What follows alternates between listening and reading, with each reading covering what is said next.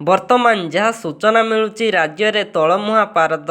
ରାତି ତୁଳନାରେ ଦିନର ଅଧିକ ଥଣ୍ଡା। ତେବେ ସୂଚନା ଅନୁସାରେ 2 ଦିନ ଲଗାଣ ବର୍ଷା ପରେ ରାଜ୍ୟରେ ଶୀତ ବଢ଼ିବାରେ ଲାଗିଛି। ଶୀତରୁ ରକ୍ଷା ପାଇବା ପାଇଁ ସ୍ଥାନେ ସ୍ଥାନେ ନିଆଁ ଲଗାଇ ବସିଛନ୍ତି ଲୋକେ।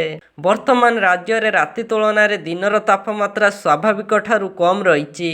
ଏହାଦ୍ୱାରା ଦିନବେଳେ ଥଣ୍ଡା ଅନୁଭୂତ ହେଉଛି।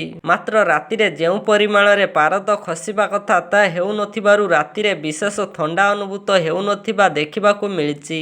ପାଣିପାଗ କେନ୍ଦ୍ରର ସୂଚନା ଅନୁଯାୟୀ ବର୍ତ୍ତମାନ ରାଜ୍ୟରେ ଅନେକ ସ୍ଥାନରେ ପାଗ ମେଘୁଆ ରହିଥିବା ହେତୁ ସୂର୍ଯ୍ୟକିରଣ ପଡ଼ୁନାହିଁ। ଏହାଦ୍ୱାରା ଦିନର ତାପମାତ୍ରା ସ୍ୱାଭାବିକ ତୁଳନାରେ କମ୍ ରହୁଛି ଓ ଥଣ୍ଡା ଅନୁଭୂତ ହେଉଛି। ମାତ୍ର ରାତିବେଳା ଆକାଶ ମେଘୁଆ ହେତୁ ତାପମାତ୍ରା ଅଧିକ ରହୁଛି।